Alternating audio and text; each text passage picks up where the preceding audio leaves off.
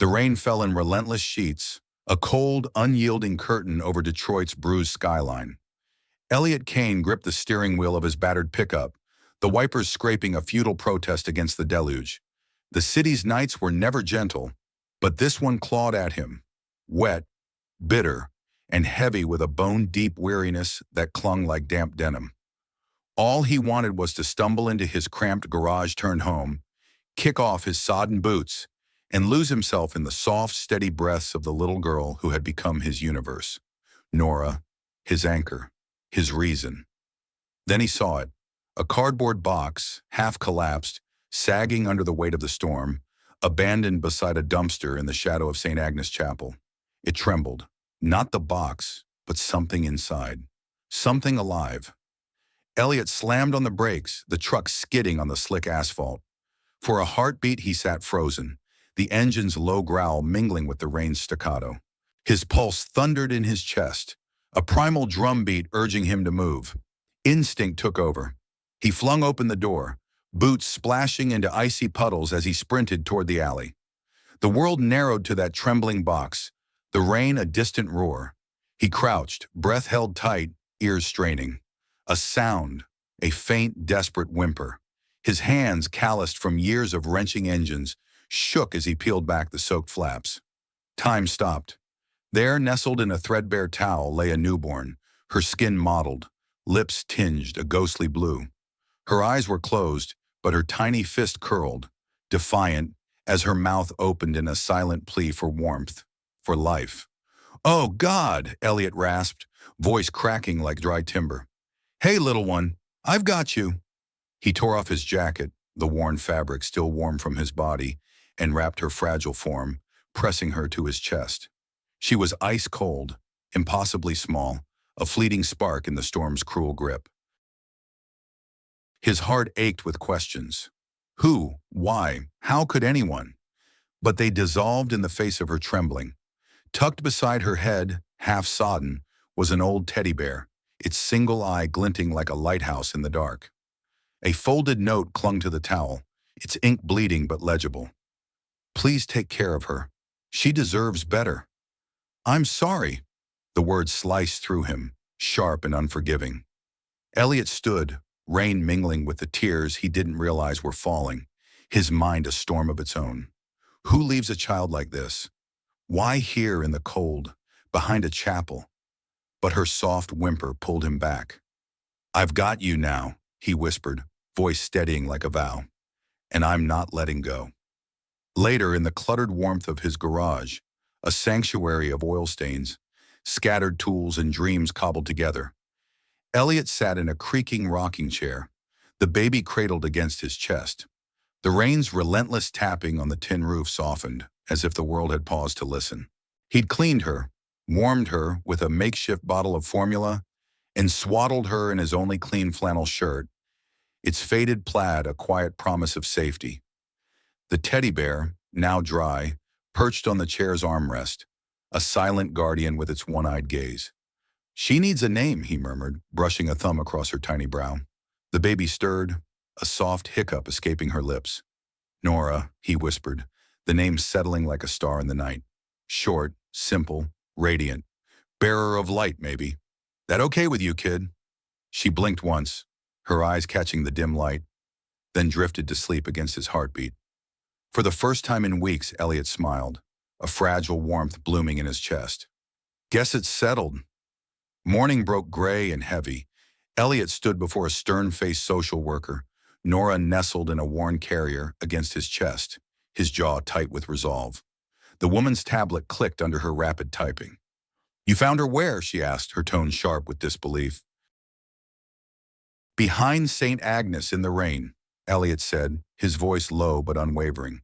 "And no, I didn't wait for 911. She was freezing.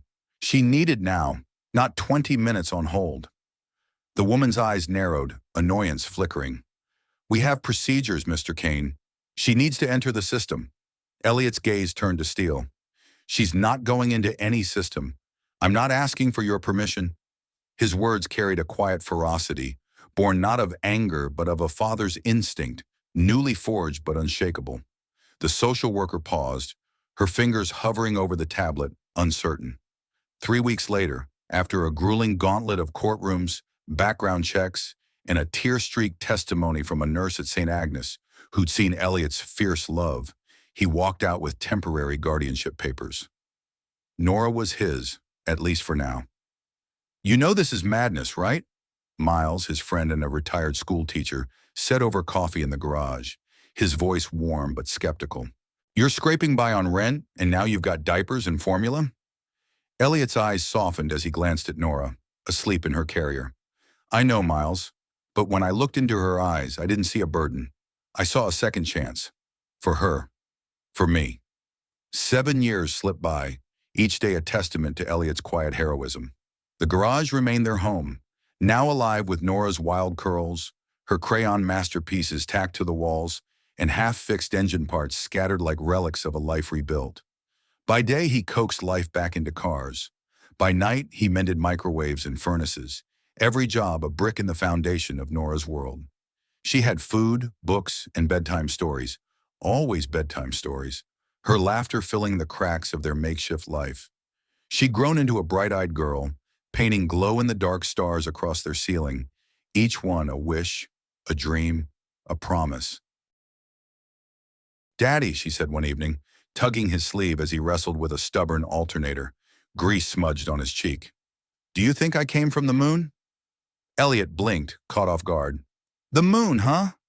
Well, you don't look much like me, kid." "Maybe I'm a moon child," she said, eyes sparkling. "Like in that story you told me." He wiped his hands on a rag, crouching to her level, and pressed a kiss to her forehead. "You came from somewhere brighter than the moon, Nora. Right here." He tapped his chest, where his heart beat steady for her. She giggled, throwing her arms around his neck, her warmth chasing away the chill of the world outside. One rainy Thursday, a package arrived at their door, unassuming but heavy with mystery. No return address, just a plain brown box sealed tight. Inside lay a book, its cloth cover worn but fragrant with faint lavender. "The Forgotten Stars," it read, the title shimmering like a half-remembered dream. Nora gasped, her small hands trembling as she clutched it. "Daddy, this is it. The book from my dream. The one where the girl finds her mama by following the stars."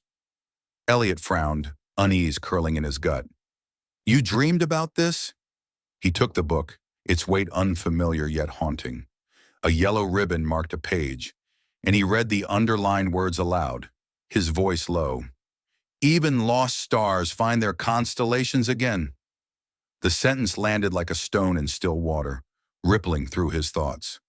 Who sent this? Why now? It felt like a secret whispered across time, one he wasn't ready to hear.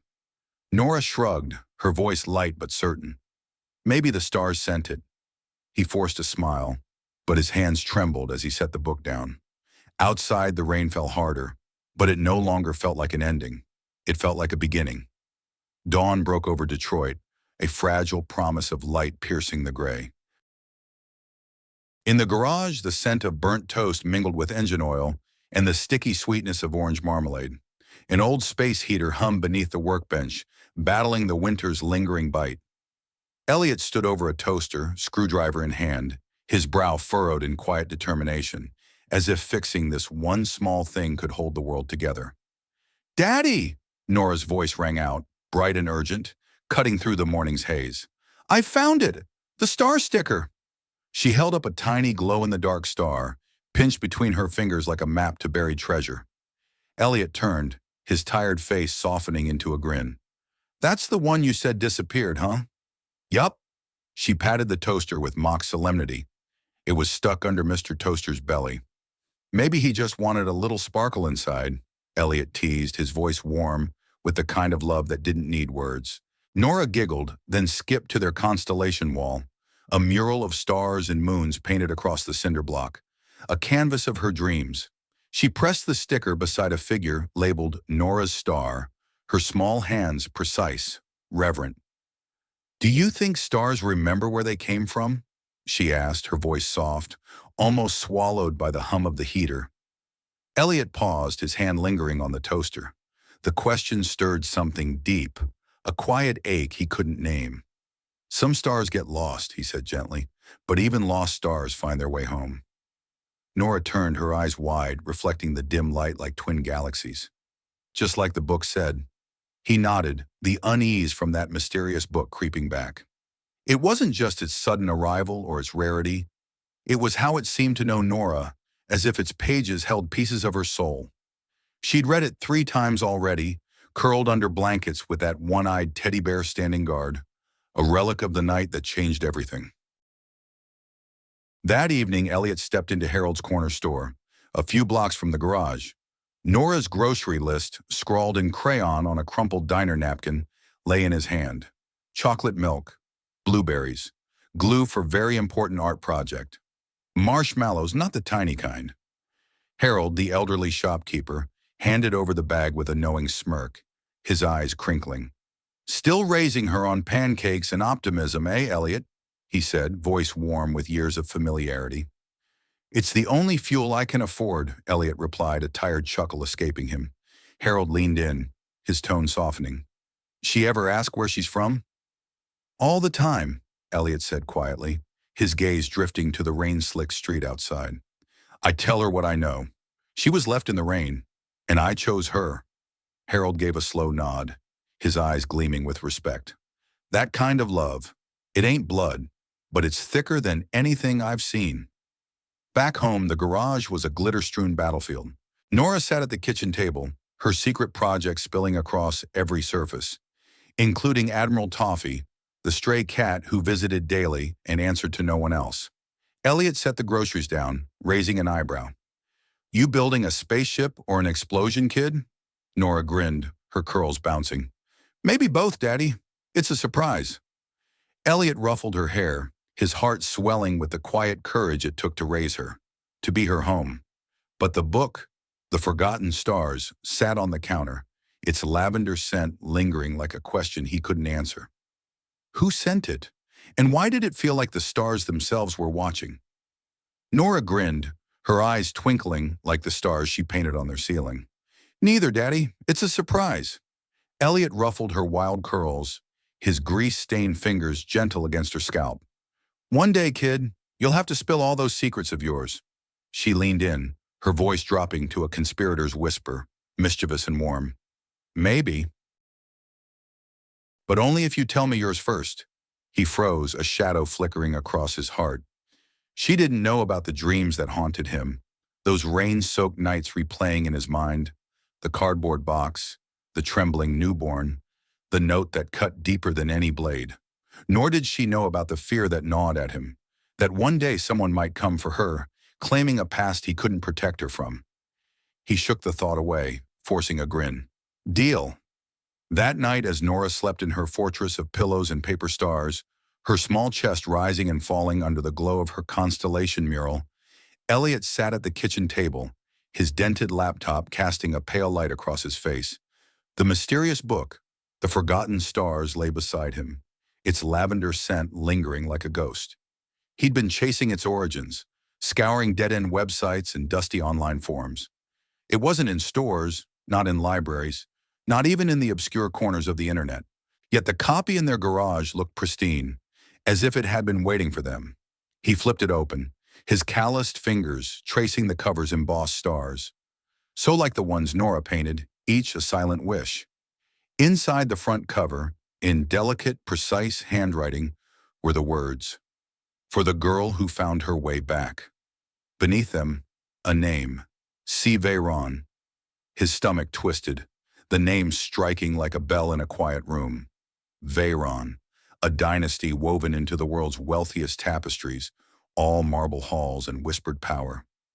What could a billionaire heiress want with a little girl in a Detroit garage? The dedication wasn't chance. It couldn't be. Elliot's gaze drifted to the book's starry cover, then to Nora's mural. Why now, he whispered, the question hanging in the air like a prayer. Morning brought a new weight. A cream-colored envelope arrived, its embossed seal gleaming under the garage's flickering bulb. No return address, just a cold elegance that didn't belong in their world of oil stains and crayon scribbles. Elliot opened it with a mechanic's steady hands but a father's dread, the paper crisp against his fingers. The letter was from a law firm in Edinburgh, its tone clinical, unyielding. Subject: Inheritance Notification and Identity Clarification. Miss Nora, last name unknown. A trust, vast and unnamed, had been set in her name. They were requested to appear in person to verify documents. The words blurred as the kitchen clock ticked too loudly, each second a hammer against his resolve. Nora bounded into the room, her voice bright. "Daddy, guess what? Admiral Toffee knocked over my glitter volcano." She stopped, her smile fading as she saw his face. "Daddy?" He turned, his eyes uncertain, his voice trembling with a vulnerability he rarely let show. "Sweetheart," he said, holding out the letter, "have you ever wanted to know where you came from?" Nora blinked, her small hand tightening around her teddy bear's worn paw. She nodded, her voice soft but sure. "Only if you come with me." That night, Elliot sat in the dark beside her bed, the moonlight spilling through the window like a silver path. Nora slept, one hand curled over Admiral Toffee's belly, her breaths soft and steady. "Do stars really find their constellations?" he murmured, more to himself than to her. In the silence, he made a vow, not for answers, but for truth. Nora deserved to know who sent that book, who knew her name, and why. Not because he needed to understand, but because she deserved a story that was whole, even if it unraveled everything he'd built. The plane sliced through clouds like a blade through silk, its hum a low murmur of strangers bound by shared silence. Elliot hated flying, not for the turbulence, but for the way it trapped him with his thoughts. Across the aisle, Nora scribbled in her notebook, her tongue caught between her lips, lost in her world of stars and dreams. Another constellation, perhaps, or a list of questions for Edinburgh. Her fearless wonder at the unknown struck him, a quiet courage he envied. "I name this one the Wishing Comet," she whispered, not looking up, her pencil dancing across the page. "Because something big's gonna happen." Elliot chuckled, though his heart was heavy. "Hope it involves chocolate." She rolled her eyes, her grin pure Nora.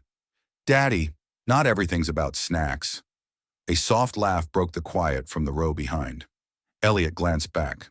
A woman leaned forward, just enough to catch his eye. She was elegant, not in a loud, glittering way, but with a quiet grace that needed no effort.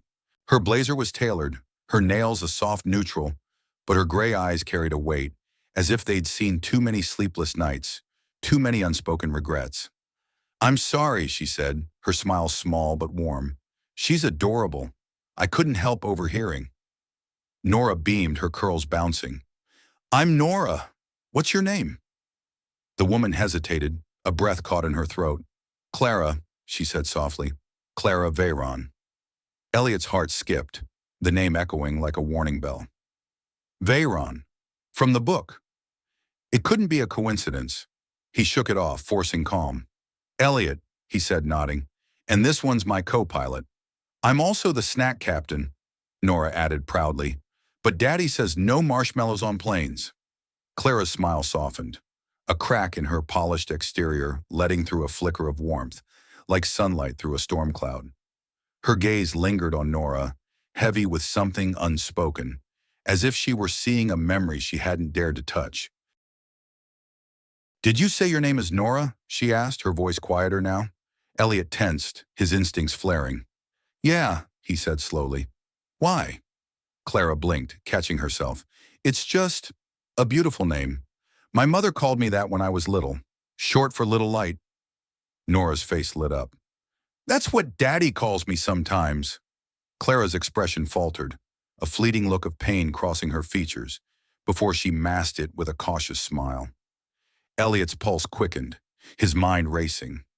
An hour later, the cabin lights dimmed, and Nora dozed against his arm, her notebook open to a page of stars labeled Hope, Tomorrow, and Mom. Elliot closed his eyes just for a moment, when a choking gasp shattered the silence. Clara gripped her armrest, her face pale, her breath shallow and ragged. "Hey, hey!" Elliot was out of his seat in an instant, his voice sharp with urgency. "She's not breathing right. We need help." A man in a suit stood nearby, frozen. "I'm a doctor, but I don't have my kit. There's nothing I can do at 30,000 feet." Elliot dropped to his knees beside Clara. Tell me what to do. The doctor hesitated. Check for blockage. Tilt her chin back. If she doesn't respond, start compressions. Memories flooded back. Years ago, Elise teaching him CPR in their kitchen, using a teddy bear and a pillow, her voice steady. You might be the only one standing between someone and the edge. Elliot tilted Clara's chin, tapped her cheek. Clara, can you hear me? No response. He pressed down, once, twice, counting, checking her airway. She coughed, a violent gasp, sucking in air like a drowning soul breaking the surface. The cabin exhaled in collective relief as a flight attendant rushed over. She's breathing, Elliot said, his voice hoarse with adrenaline. Keep her upright. Small sips of water. No sudden movements. Clara's hand found his, her grip not frantic but deliberate, like she was holding on to something she hadn't known she'd lost. Later, as the cabin settled, she looked at him, her eyes rimmed with gratitude. You didn't hesitate, she whispered. Elliot shrugged, his heart still racing. Would you have? She smiled, faint but real. No, but most would. She reached into her handbag, pulling out a small vial of lavender oil, dabbing it on her wrist with trembling hands. Nora stirred, half awake. Is the lady okay?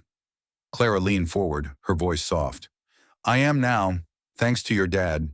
He's a hero. Elliot chuckled, deflecting. Hardly. I fix broken things. It's my job. Clara's voice dropped, almost a whisper. Then maybe we were meant to meet. Her tone wasn't flirtation, nor gratitude. It was something deeper, like a recognition that spanned years. Elliot's chest tightened. Before he could press further, Clara's gaze fell on Nora's star-shaped pendant, the one she'd worn since that rainy night. Her eyes flickered with something raw. Where did she get that? She asked, her voice barely audible. Elliot frowned, his guard up. It was with her when I found her. Why? Clara's fingers traced the edge of her seat, her eyes welling before she blinked it away. No reason, she murmured almost to herself. It just reminded me of someone. As the plane descended, Edinburgh's lights shimmered below, a constellation scattered across a velvet night. Elliot should have been thinking of customs, hotels, or the mysterious letter, but all he could see was Clara Veyron, the woman who nearly died, who held his hand like a lifeline, who looked at Nora as if she were a dream she hadn't dared believe was real. The rain in Edinburgh was softer, a polite drizzle compared to Detroit's raging storms. It cloaked the city in a quiet nostalgia, as if every cobblestone held a memory. The taxi from the airport glided past ancient stone buildings and glowing shop fronts. Nora pressed to the window, her breath fogging the glass. Daddy, she whispered, her voice alight with wonder. It's like stepping into a fairy tale. Elliot squeezed her shoulder, his heart heavy with the weight of the unknown. Let's hope there's no dragons, kid. She grinned, her eyes sparkling. Only treasure. Elliot glanced at Nora, his smile a fragile shield against the storm brewing in his chest. Well, let's hope there's no dragons, kid. Nora's grin sparkled, her eyes alight with the magic only a child could see. Only treasure, Daddy. Beside him, Elliot clutched the cream-colored envelope, its embossed seal gleaming like a warning under the taxi's dim light. Unopened, postmarked from Edinburgh, it was the spark that had ignited this journey, a journey he hadn't yet explained to Nora, perhaps because its truth eluded even him. The address on the back had led them to a boutique hotel in Old Town, its ivy-clad brick facade whispering stories of forgotten eras. Elliot hadn't expected to see her again, but there she was in the lobby. Clara Veyron standing at the check-in desk, her storm gray coat draped over her shoulders, hair swept into a sleek twist. She looked untouched by the near-death panic at 30,000 feet, as if the sky itself had bowed to her resilience. She turned, their eyes locking. No surprise flickered across her face, only a quiet, unshakable recognition, as if the universe had orchestrated this moment. You again, she said, her voice soft but weighted, a faint smile curving her lips. We really must stop meeting like this. Elliot raised an eyebrow, his tone dry but guarded. Edinburgh's a big city. Either this is one hell of a coincidence, or I'm being tailed by very fancy ghosts. Nora tugged at his hand, her voice bright with curiosity. Is she staying here too, Daddy? Maybe she's the treasure. Clara's smile warmed, like sunlight breaking through a winter dawn. I suppose I could be, she said, her gaze softening on Nora. Though I don't shine nearly as bright as you. Elliot's chest tightened, a strange pull stirring as he watched them. She's the lady from the plane, right? Nora asked, peering up at Clara with unguarded wonder. Clara knelt to her level, her movements careful, deliberate. Yes, and you were so brave, holding your dad's hand so tight. I bet he wasn't even scared. I wasn't scared, Nora said solemnly, her small chin lifting. Daddy's always calm, even when he's pretending. Clara's laugh rang out, clear and unguarded, a sound that seemed to surprise even her. She caught herself, composing her features. Would you two join me for tea? Elliot hesitated. Tea wasn't his thing, nor was small talk with strangers in foreign cities. But something about Clara felt unfinished, like a song cut off the mid-note.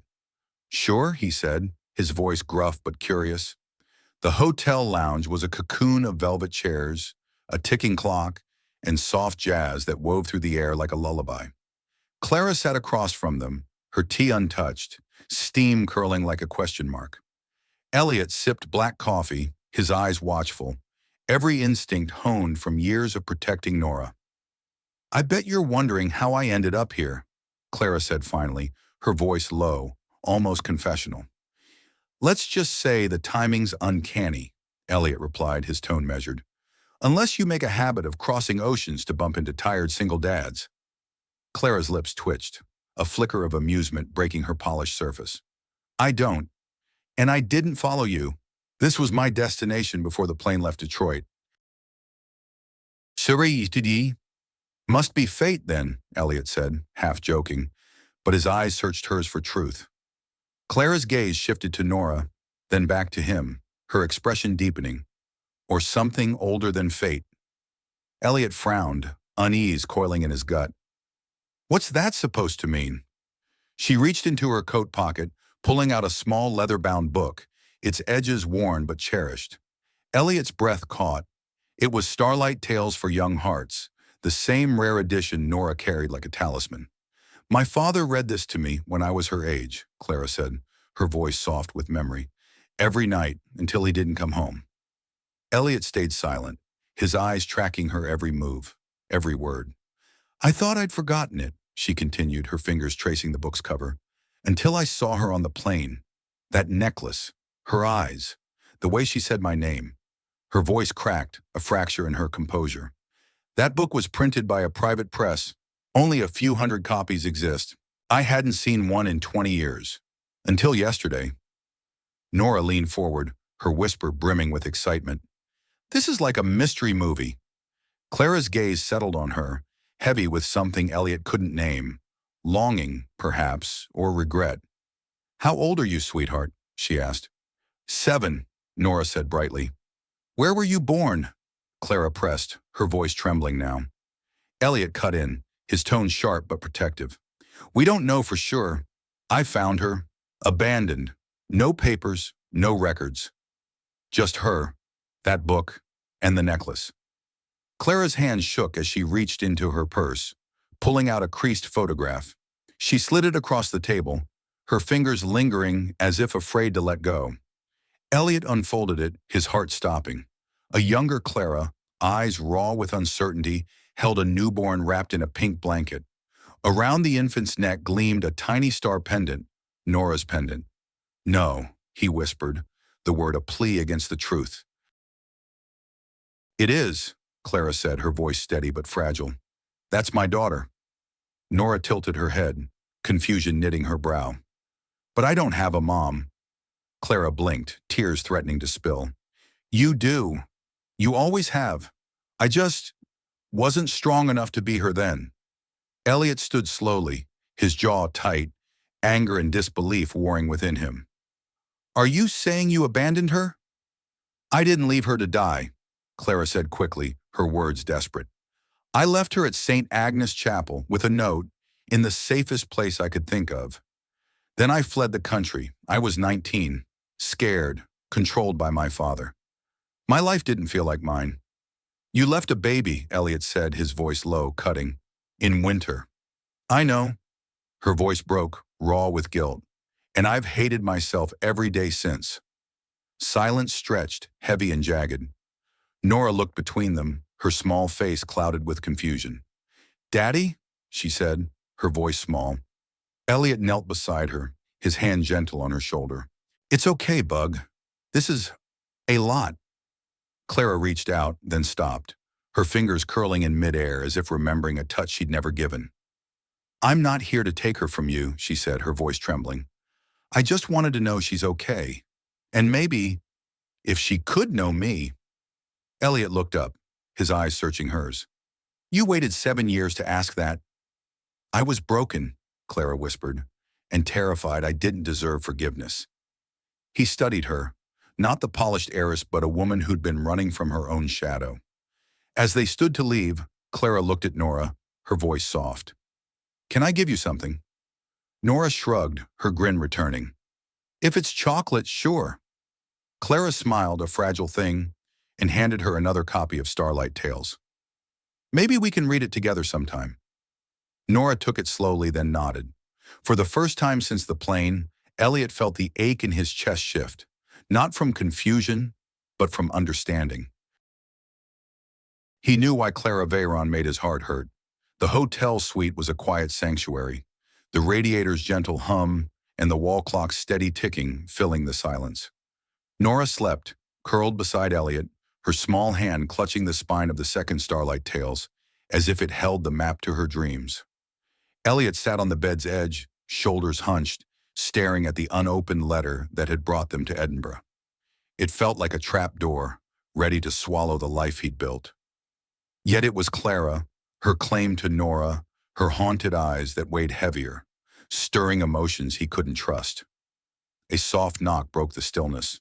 The concierge handed him a cream-colored envelope, its crescent moon seal glinting under the light. Hand-delivered. No name. No return address. Elliot opened it, his hands steady but his heart racing. A single sheet, handwritten, unfolded like a confession. If you're reading this, I wasn't brave enough to say it aloud. It was from Clara. Her words were raw, unfiltered, a mother's regret poured onto the page. She wrote of the night she left her baby at St. Agnes, her father's voice echoing in her skull, branding her weak, reckless, a stain on the Veyron name. I was 19. I didn't know who I was. I thought love meant sacrifice, that leaving her gave her a better chance. Elliot sat, the letter heavy in his lap, each word a stone in the foundation of his fears. Dawn broke gray and soft over Edinburgh, and as if pulled by an invisible thread, he tucked the note into his coat and stepped into the morning's chill. Clara's penthouse overlooked the Royal Botanic Garden, its floor-to-ceiling windows catching every fleeting ray of sun. He'd expected opulence, marble, gold, but the space was spare, almost austere, like a fortress built to keep the world at bay. Clara answered the door barefoot, in jeans and a cashmere sweater, her hair loose, her face unguarded. She looked more real than ever. I wasn't expecting, she began, then stopped as Elliot held up the letter. He stepped inside, the silence thick between them. You said you didn't come to take her, he said, his voice low, steady. I didn't, Clara whispered, her eyes searching his. Then why now, he pressed, the question heavy with years of unspoken pain. She crossed to the window, arms folded tight. Because I saw her, and I knew. The part of me I thought I'd buried. It's still alive. I can still love her, and lose her all over again. Elliot watched her, his hands clenching and unclenching. You don't get to just show up and claim that. I'm not claiming, she said, her voice breaking. I'm begging you not to hate me. He took a breath, his voice raw. She's my whole world, Clara. If she gets close to you and you leave again, she won't recover. Clara turned, her eyes glistening. I won't leave, but I get why you don't trust me. I wouldn't trust me either. A beat passed, heavy with truth. Why didn't you come back for her? Elliot asked, the question he'd held back too long. She looked away, her voice barely audible. I was taught love meant obedience. That family meant silence. I let fear dictate my motherhood. I convinced myself it was too late, that I'd only bring pain. She paused, then met his gaze. But seeing her, Elliot, something in me woke up. I can't go back to sleep. He stayed silent, his gaze softening just enough to let her continue. I want to earn her trust, she said, not demand it because of blood. I want her to choose to love me. Elliot stepped closer, his voice quiet but firm. You're not just trying to meet your daughter. You're trying to find yourself again, aren't you? Clara's eyes widened, stunned. Yes, she whispered. Exactly. That's not something you rush, he said. Or buy. You show it. Over time. She nodded, tears brimming. So start small, he continued. Read her a bedtime story. Make her laugh. Show her you remember what it's like to be 7. Clara smiled, sad but hopeful. I don't remember, but maybe she can teach me. As Elliot turned to leave, her voice stopped him. Why did you come today? He paused, glancing over his shoulder. Because despite everything, there's something in her eyes that looks like you. And if she ever hurts, I need to know where it came from. Clara's voice trembled. Do you hate me? He shook his head. No, but I hate what fear stole from both of you. Back at the hotel, Nora was awake, sitting cross-legged on the bed, a pencil in hand as she furrowed her brow over a half-drawn page. Elliot leaned in, steadying his voice. What's this, Bug? She looked up, her eyes bright with purpose. A map, she said softly. Of us. Nora held up her drawing, her small hands steady, her eyes bright with purpose. 2 stick figures stood beneath a tree, one tall with scruffy hair, the other small, adorned with a star necklace. That's me and you, she said, pointing. The tree is Edinburgh, and that dot over there, that's the mystery lady.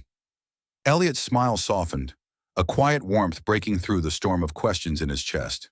She has a name, Bug. Nora looked up, her gaze serious, searching. Do I know it yet? He crouched beside her, his calloused hand enveloping hers, grounding them both. Would you like to? She nodded, her expression solemn, as if sensing the weight of the moment. Her name's Clara, Elliot said, his voice low, steady. And she'd love to read you a story sometime. Nora paused, her fingers tightening around her pencil. Then with a spark of her usual mischief, she said, Okay, but only if she does all the voices. The suite at the Balmoral was a vision of elegance. Marble floors gleaming under soft light, high glass windows framing Edinburgh's ancient skyline, fresh orchids perfuming the air. It was a world plucked from a glossy magazine, and Elliot Kane hated every polished inch of it. He sat rigid on the plush sofa, his grease-stained hands out of place against the velvet. Nora, oblivious to the tension, danced around the room, her small hands pressed to the windows, her breath fogging the glass. It's like we're in a snow globe, she whispered, her voice alight with wonder. Clara stood nearby, arms crossed, her posture a careful mask of ease. But Elliot caught the tension in her shoulders, the way her eyes tracked Nora's every move, hungry for connection, yet afraid to claim it. The suite has 2 bedrooms, she offered softly. You and Nora can take the master. We're fine on the pull-out, Elliot replied, his tone clipped but not unkind. We've slept in the back of a truck before. This is 5 stars by comparison. Clara opened her mouth, then closed it, her words swallowed by the chasm between them. Not just feet, but years, secrets, and scars. And the first few days unfolded like a delicate dance, a polite warfare of intentions. Clara tried to reach Nora with gifts, an iPad, limited edition art supplies, a plush unicorn that cost more than Elliot's weekly pay. Nora smiled, thanked her with the manners he'd taught her, then crept to his side that night, the unicorn tucked under her arm. She means well, Daddy, she whispered. But she doesn't know my favorite unicorn is Sparklebutt forever. Elliot chuckled, pulling her close. Always will be, Bug. One morning he found Clara in the dining alcove, alone, a plate of untouched toast before her. In her silk robe she looked softer, wearier, the weight of her past etched in the lines around her eyes. He hesitated, then sat across from her, cradling a mug of burnt hotel coffee. She's polite, Clara said, her gaze fixed on the toast. She says, thank you for everything. But I'm still on the outside of my own story. Elliot studied her, his voice steady but kind. You can't buy your way into a kid's heart, Clara. You earn it on a wobbly plastic table, sticky with syrup, where the real stuff happens. She looked up, her eyes searching. How do I do that? He sipped his coffee, the bitterness grounding him. Start with pancakes. That night, Nora's voice piped up, bright and insistent. Can we have Daddy's funny-face pancakes tomorrow? Clara's head lifted, curiosity breaking through her reserve. What's that? Elliot raised an eyebrow, a spark of humor in his tone. A sacred tradition, messy, sticky, and needs a non-stick pan this fancy palace doesn't have. Clara stood, a determined glint in her eyes. Give me 10 minutes. To Elliot's surprise, she returned with a grocery bag, flour dusting her blazer, a fire in her gaze. Where'd you find a pan in Old Town at 10 p.m.? He asked, half laughing. She shrugged, a wry smile tugging at her lips. When you run a global investment firm, you learn to acquire things fast. Plus, the concierge owed me. The next morning, the kitchen was a whirlwind of laughter and chaos. Nora stood on a stool, her apron tied backward, batter smudged on her cheek like war paint. Clara wielded the pan with awkward determination, while Elliot supervised, his voice gruff but warm, like a general overseeing a beloved rebellion. More blueberries, Nora shouted, her giggle echoing off the marble. That's a nose, not a wart, Elliot warned, pointing at the lopsided pancake. Clara flipped it, the pancake landing in a perfect arc, earning a burst of applause from Nora. See? Elliot said, folding his arms, a grin tugging at his lips. Pancakes fix everything. Clara glanced at him, amusement flickering in her eyes. Or at least sugar-coated. They sat at the massive marble table, 3 chairs drawn close, the space feeling less like a showroom and more like a home. Nora took a bite, then turned to Clara. Did you know my favorite jelly is grape? Clara paused, her smile soft but genuine. No, but I'll remember that. Elliot watched, his heart stirring. It wasn't grand or cinematic, but it was real, a small step across the chasm of years. That night, as Nora dozed, Elliot stepped onto the balcony, the Edinburgh skyline glittering like a sea of stars. The cool air brushed his face, carrying the city's quiet hum. Clara joined him, her presence soft but undeniable. She called me Clara today, she murmured. Not the lady. He nodded, a faint smile tugging at his lips. Progress. She asked if I knew how to braid hair, Clara added, her voice quieter. I don't, but I said I'd learn.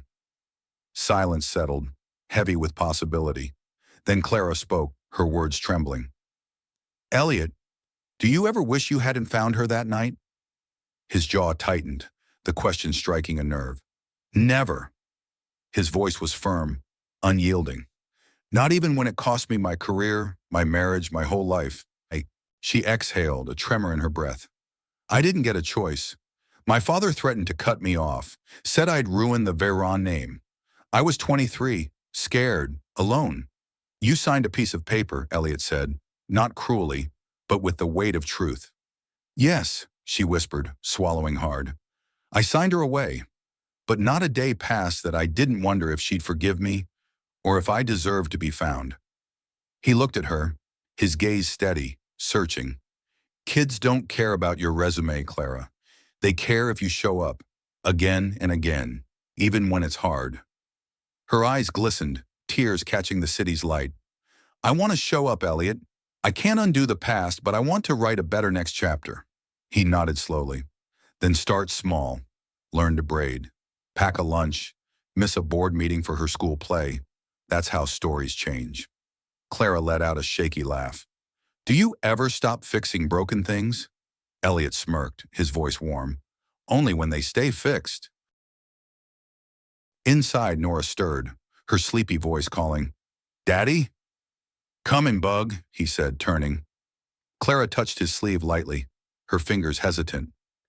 Thank you for not shutting me out, she whispered. He met her gaze, his voice firm but kind. Just don't give up.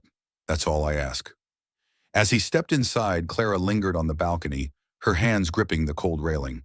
Below, Edinburgh hummed with 1,000 untold stories. But here, in this fragile moment, a new one was taking shape, imperfect, uncertain, but achingly real. Rain tapped softly against the window, wrapping the night in a velvet hush. In the suite's corner, a reading lamp cast a golden glow over a blanket fort Nora and Clara had built that afternoon, a sanctuary of pillows and dreams. Nora sat nestled inside, clutching Admiral toffee and a mug of warm milk, her eyes bright with expectation. "Will you read me a story tonight?" she asked. Clara hesitated, a leather-bound journal in her lap, a relic from another life, its pages filled with tales written for a baby she never held. Her voice caught, a tremor of vulnerability. "Would it be okay," she asked gently, "if I told you one instead?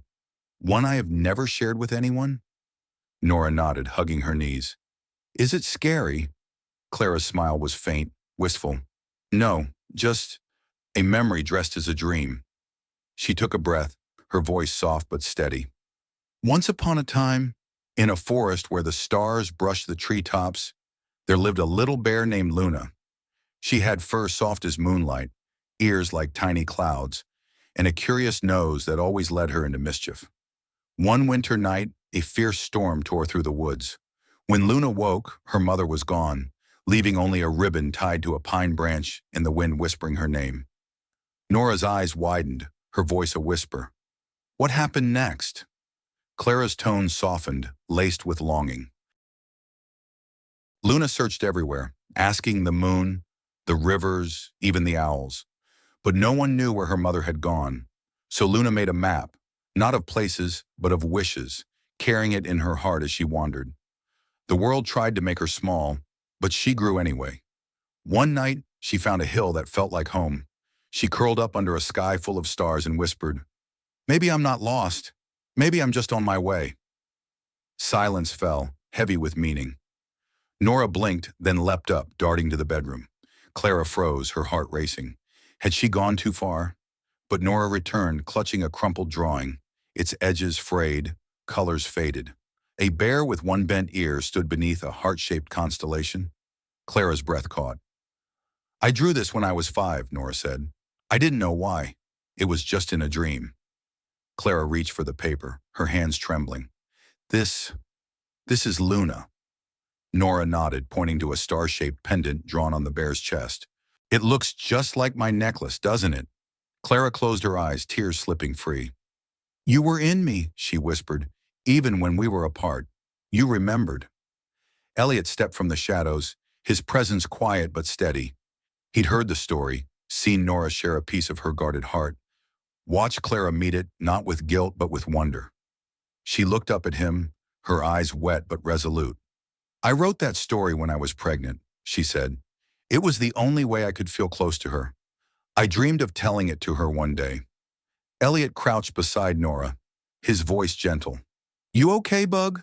She nodded, her expression solemn. "She didn't just know the story, Daddy.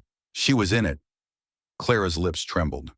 "You were never a mistake, Nora. You were my beginning. I just didn't know how to stay." Nora stepped toward Clara, her small feet tentative, then climbed into her lap without a word, as if testing the weight of a long-lost bridge.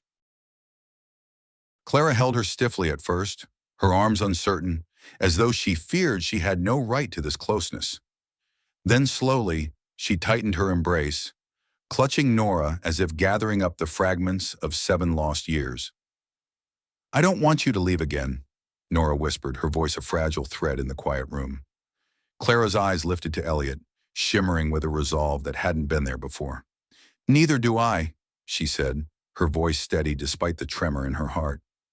For a long moment, no one spoke. The silence was sacred, woven from grief, hope, and the fragile beginnings of trust. Elliot cleared his throat, his voice gruff but warm. "All right, bedtime bear. Even brave explorers need their rest." Nora rolled her eyes, her smile breaking through like a star in a clouded sky. "Can we all sleep in the same room tonight? Like a sleepover?" Clara blinked, her breath catching. "Are you sure?" Nora took her hand, her grip small but certain. "I think Luna would like that." Later that night, the three lay sprawled across a makeshift bed of blankets and pillows in the living room of the Balmoral suite. Edinburgh's city lights filtered through the curtains, casting fleeting constellations across the walls, their glow dancing like memories set free. Elliot switched off the lamp, plunging the room into a soft, starry darkness. "The stars are out," he murmured. Nora's sleepy voice rose from the middle, a quiet beacon. "Then maybe we'll find our way." Clara reached for Elliot's hand, just for a moment, her fingers trembling as they brushed his. It was a gesture to steady herself, to anchor her to this fragile new reality. "We already are," he whispered back, his voice low, carrying the weight of a promise. In that quiet room, suspended above the world, stitched together by shared stories and hard-won grace, they rested, not as strangers, but as something tender, tentative, and finally real. The suite was unnaturally still, Edinburgh's rain softening to a whisper, the city's lights blinking gently beyond the windows. But inside, Elliot paced, his boots heavy against the marble floor. Nora lay curled on the couch, bundled in blankets, her cheeks flushed with fever, beads of sweat glistening on her forehead. 102.8, he muttered, checking the thermometer again, his voice tight with worry. "I should take her to a clinic." "She's asleep now," Clara said softly from across the room, her tone calm but laced with concern. "You called the pediatric service. They said to keep her hydrated and watch for spikes." Elliot ran a hand through his hair, his eyes shadowed with fear. "She's never been this sick before. Not like this." "She's in good hands," Clara said, her voice gentle but firm. "Yours." He met her gaze, a flicker of gratitude breaking through his anxiety. Clara rose, holding a cool cloth, and knelt beside the couch. She brushed Nora's hair back, her touch tender but trembling, as if afraid to break the fragile girl in her care. She glanced at Elliot. "You should rest. I'll stay with her." "I'm not leaving her," he said, his voice resolute, a father's vow carved in stone. Clara didn't argue. She settled on the floor beside the couch, close enough to feel Nora's shallow breaths, her presence a quiet promise. Minutes stretched into an hour. Elliot finally sank into an armchair, exhaustion pulling at him like gravity, his head tilting back as his breathing slowed. Clara watched him, her gaze lingering on the man who'd built a life from grit and love. How had he done it? Raised a child with nothing but his hands and heart. How had he made room for a girl who wasn't his by blood, yet claimed every corner of his soul? And how could he sit here now, sleepless and afraid, not for himself, but for their daughter? She turned back to Nora, whose tiny hands clutched the blanket's edge, her lips moving faintly in her fevered sleep. "I'm here, sweetheart," Clara whispered. "You're safe." Then, as if the room itself leaned closer, she spoke again, her voice raw, barely audible. "I gave you away to protect my name, but he gave up everything to be your father." It wasn't an apology, it was a confession, stripped bare, offered to the quiet night. She hadn't meant for Elliot to hear, but his eyes cracked open, steady and unyielding. He didn't speak, just watched her, letting her words settle like dust after a storm. Clara, unaware he was awake, continued, her voice breaking. "I thought leaving you would shield me from the world's judgment, but I've judged myself every day since. I see it now. The love that matters doesn't hide. It shows up, even in the rain." A tear slipped down her cheek, catching the light. "I don't deserve her, but I want to try." Elliot stood, his presence quiet but commanding. Clara turned, startled, her breath catching. "How long?" "Long enough," he said, his voice low, steady. "That wasn't for me. It was for her. And that's what makes it real." They stood, the space between them heavy with truths they'd both avoided. Elliot crossed his arms, his gaze unwavering. "For a long time I thought I saved her that night, that I was the hero in her story." "You were," Clara said softly. "You still are." He shook his head, a faint smile breaking through. "Now I think she saved me. I didn't have a plan, wasn't ready, but when her tiny hand grabbed my finger, everything else faded, like she knew I needed her." Clara nodded, her eyes shimmering. "So did I. I just didn't have the courage to admit it." The silence that followed was heavy, not with tension, but with possibility. "She deserves both of us," Elliot said finally. Not halves, not court papers, just people who show up every day. Clara stepped closer, her voice trembling but sure. I want that, but only if you do too. He looked at her, really looked, not as the heiress or the woman who'd left a child behind, but as a mother trying to mend what she'd broken. I don't know what this is, he said honestly, or what it looks like, but I'm willing to figure it out.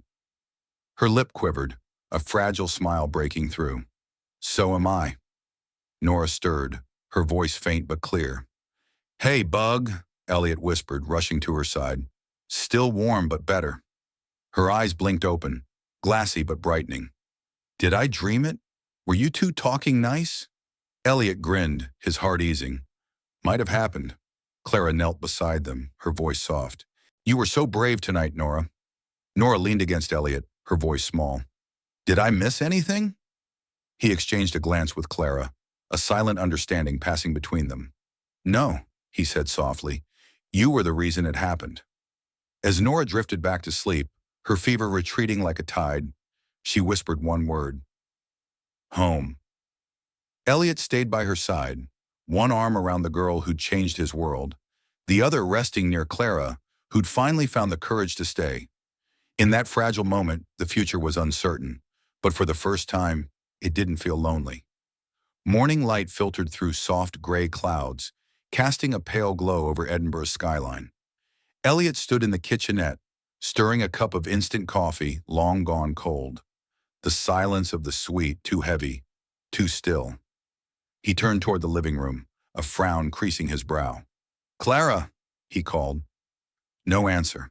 He stepped into the hallway, glancing toward Nora's room. Empty, his stomach plummeted.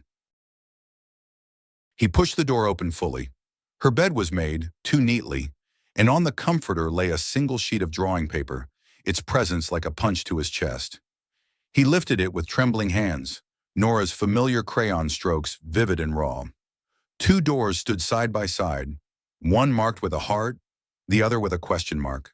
Between them, a small figure stretched her arms wide, eyes turned to the sky. Beneath, in her uneven, childish scrawl, I don't want to be a prize. I want to be a child. Clara! Elliot's voice cracked, panic rising like a flood. She appeared from the study, her face pale, eyes wide. She's not here, he said, thrusting the drawing toward her. She left this. Clara's hands shook as she took it, her breath catching. Oh, God! She must have left before we woke. Her mind raced. Security footage, the concierge. But Elliot was already dialing. 10 minutes later, the hotel staff confirmed. Nora had slipped out through the side lobby just before dawn, wearing her coat, clutching her sketchbook and Admiral Toffee. She asked where the nearest church was, the concierge said. Said she wanted to talk to the quiet ceiling. Elliot was halfway out the door, his heart pounding.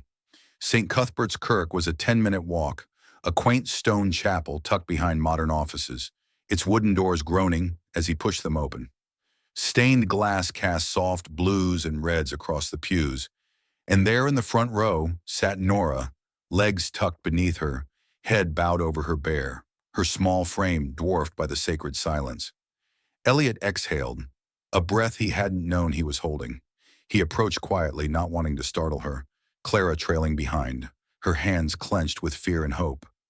Nora looked up, her face puffy from tears, her voice small. I'm sorry. He knelt beside her, his voice gentle but urgent. Bug, why'd you leave? She reached into her coat pocket, pulling out another drawing, 3 stick figures under a giant heart-shaped constellation, its edges fraying, breaking apart. I thought if I left, she whispered, you two would stop fighting about me. Clara dropped to her knees, her voice trembling. Sweetheart, is that what you thought this was? Nora nodded, her eyes glistening. You're both good, but you keep asking me to choose. I just want to be little. I don't want to be why someone's sad. Elliot's chest twisted, guilt cutting deeper than any fear.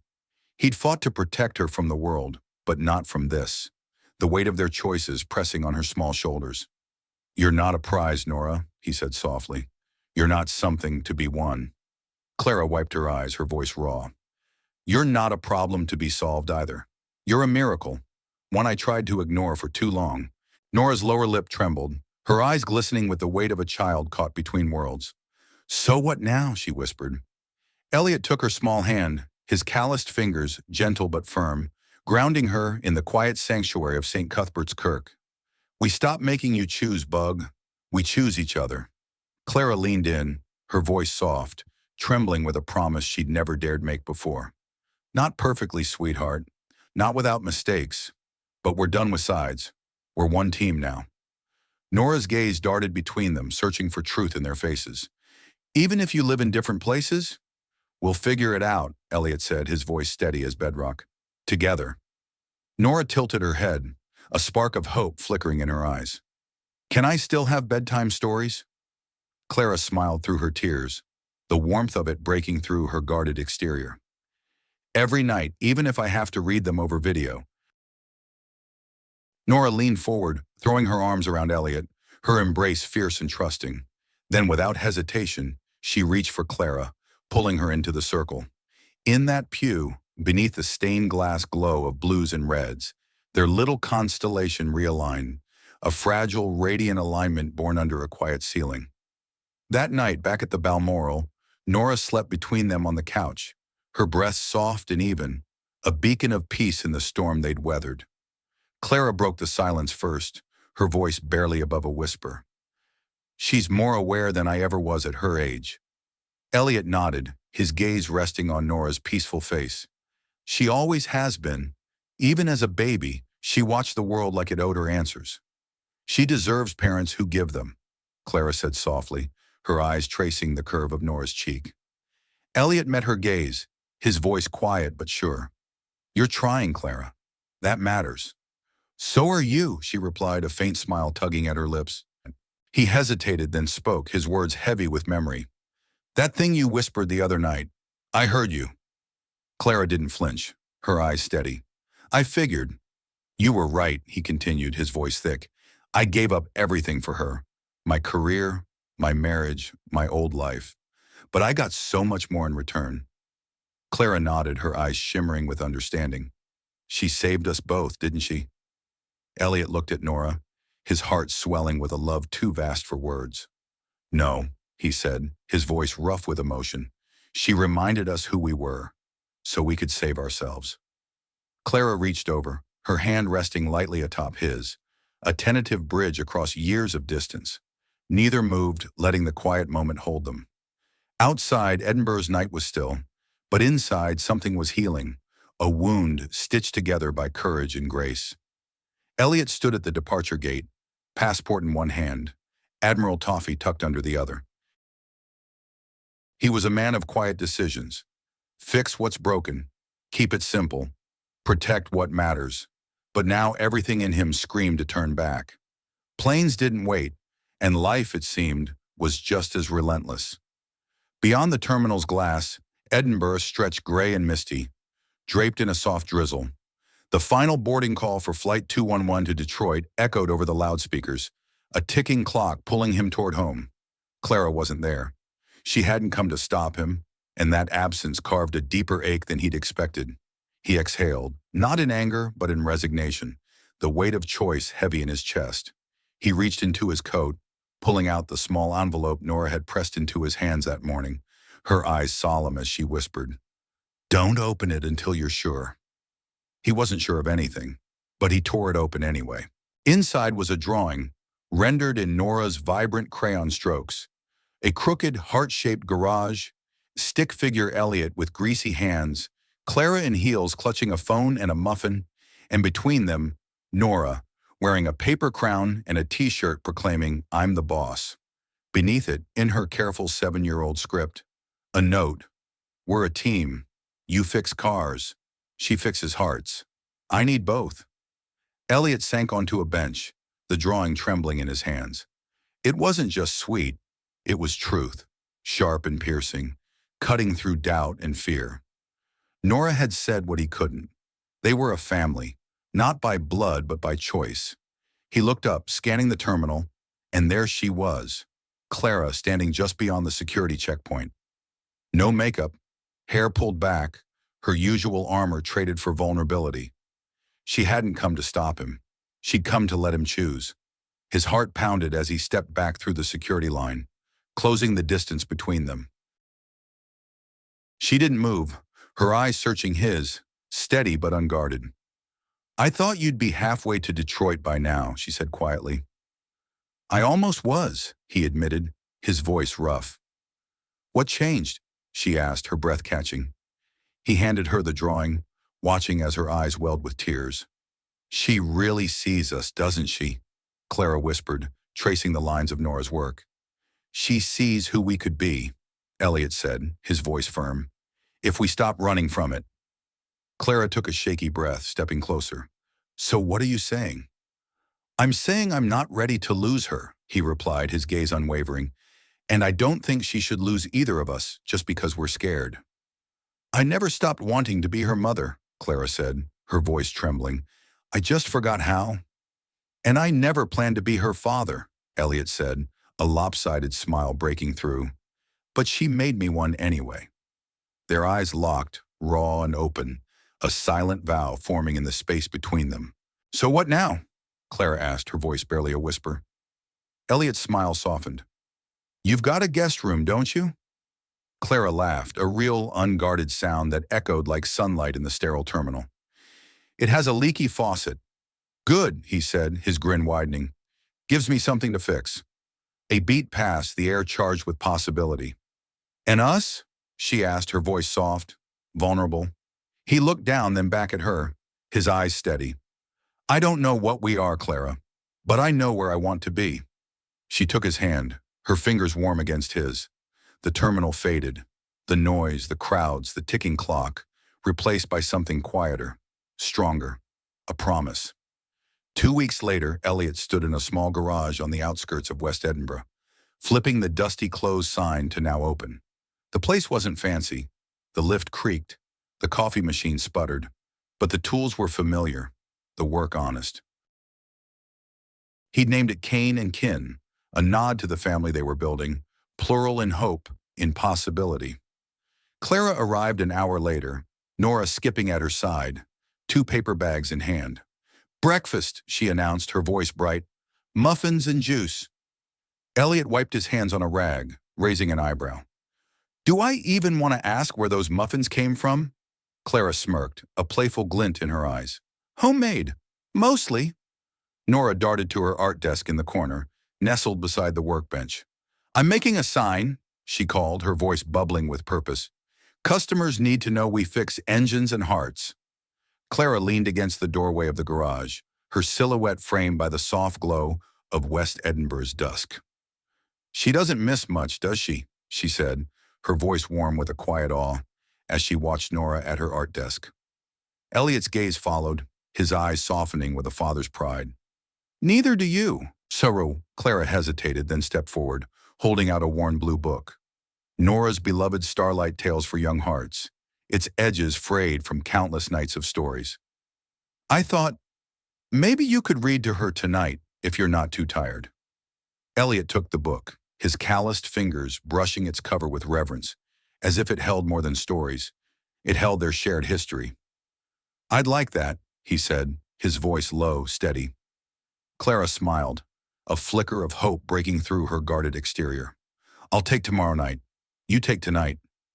They stood there, 2 souls not bound by titles or past mistakes, but by choice. Deliberate, hard-won, beautiful. Elliot nodded. "Deal." In the background, Nora hummed, her crayon dancing across the paper. The tune was achingly familiar, a lullaby Elliot used to sing on cold Detroit nights, now softened by time and memory, its notes weaving through the garage like a thread of continuity. Clara's breath caught, her eyes glistening. "She remembers," she whispered. "Of course she does," Elliot said, his voice thick with emotion. "Some things, they never leave us." The sun broke through the clouds, pouring golden light through the skylight, bathing the 3 of them in a warmth that felt new. Not perfect, not easy, but real. It was enough. 1 year later, the little garage on the edge of West Edinburgh had transformed, not in size or tools, but in spirit. Fresh paint coated the walls, mismatched flower pots bloomed along the windows, and a chalkboard stood out front, where Nora scrawled a new quote each morning. Today's read, "Stars don't compete, they shine together." Inside, Elliot was elbow deep under the hood of an old Mini Cooper, grease smudging his cheek, his hands moving with a calm, practiced rhythm. The radio played soft jazz, a sound he'd once dismissed but now found soothing, like a heartbeat syncing with the garage's pulse. "Dad!" Nora called from the office, her voice bright and insistent. "Can I use your laptop? I need to type my school essay." He chuckled, wiping his hands on a rag. "Is it about how amazing your dad is?" Nora appeared in the doorway, hands on her hips, her wild curls bouncing. "No, it's about what family means." Elliot raised an eyebrow, a grin tugging at his lips. "Even better. Go ahead." Clara arrived moments later, not in her usual power suits but in jeans and a navy sweater, her phone off, a Friday ritual she'd insisted on, keeping the world at bay until after bedtime. She held up a printed sheet, her voice soft but proud. "You'll want to read this." Elliot took the paper, his eyes scanning the title. "The Constellation I Belong To," by Nora Kane. He sank onto a stool, reading each line with care, each word a brushstroke of his daughter's heart. "Some kids are born into their family. I found mine in a cardboard box in a storm. Some kids have parents who look alike. Mine are different, but both have warm eyes when I'm scared. My dad fixes cars and tells bad jokes. My mom used to think she had to be perfect. Now she dances in the kitchen, even if she burns the toast. They didn't choose each other first. They chose me, and then they chose to forgive. That's the family I belong to. We're not a straight line. We're a constellation." Elliot stopped, his eyes misty, the words blurring on the page. Clara leaned over his shoulder, her voice soft. "She wrote every word herself." He looked up, his voice thick. "She gets it." Clara nodded, her eyes shimmering. "More than we did back then." Outside, Nora knelt on the pavement, sketching in chalk under the Edinburgh sky. Elliot joined her, crouching beside her. "What are you drawing, Bug?" She beamed, her smile free of shadows. "Us, but in the stars." He tilted his head, studying the constellation she'd drawn, 3 dots forming a triangle, labeled E, C, and N. Around them, smaller stars glowed, labeled Hope, Second Chances, and one simply called Forgiveness. "Didn't know forgiveness was a star," Elliot murmured, his voice soft with wonder. Nora shrugged, her grin mischievous. "I made it one." Clara knelt on Nora's other side, her voice gentle. "What's the name of our constellation?" Nora paused, tapping the chalk to her lip, then smiled, a radiant, unburdened smile. "Second Chances." That night they gathered around the dinner table in the cozy flat above the garage, the air rich with the scent of slightly overbaked chicken pot pie. Laughter bounced off the walls, warm and unguarded. Nora insisted on reading her essay again, her voice bright with pride. Elliot teased, "We've heard it twice already, kid." She grinned, undeterred. "But you didn't cry the second time. I'm going for 3. Clara laughed, reaching across the table to squeeze Elliot's hand, her touch a quiet anchor. Later, as they tucked Nora into bed, she looked up at them, her eyes heavy but content. "Are you staying?" she asked softly. Elliot glanced at Clara, who smiled, her voice steady. "Forever," she said. Nora held out her pinky. "Pinky promise?" Elliot wrapped his pinky around hers, his voice firm. "Always." Nora yawned, her eyes fluttering closed. "Okay, wake me if there's pancakes tomorrow." Clara kissed her forehead, her touch lingering. "There will be." They stepped into the hallway, the flat's quiet wrapping around them like a lullaby. Elliot leaned against the wall, watching Clara with a peace he hadn't known he could feel. "Never thought I'd end up here," he said, his voice low, honest. Clara smiled, her eyes warm. "That makes 2 of us." "You regret it?" he asked, his gaze steady. She took his hand, their fingers intertwining. "I spent years chasing legacy, and I almost missed the only one that mattered." He looked at their joined hands, his voice a whisper. "She saved us." "No," Clara said gently, her eyes meeting his. "You saved each other. I just finally showed up." They stood there, the soft sounds of the flat, Nora's gentle breathing, the distant hum of the city, cradling them like a melody. Outside, the Edinburgh sky was clear, stars shimmering above, some ancient, some newly bright, some barely visible, but undeniably there. A constellation, not perfect but chosen, forged in the quiet courage of showing up when life was messy, and staying when leaving would have been easier. Elliot, Clara, and Nora were a testament to second chances, not just possible but powerful. Healing began the moment they chose love over fear, a choice that lit their path like stars in a storm. Their journey reminds us that family isn't always blood. It's the people who stand by you in the rain, who hold on through the dark, and who dare to build something real. What part of their story touched your heart? Where in the world are you reading from?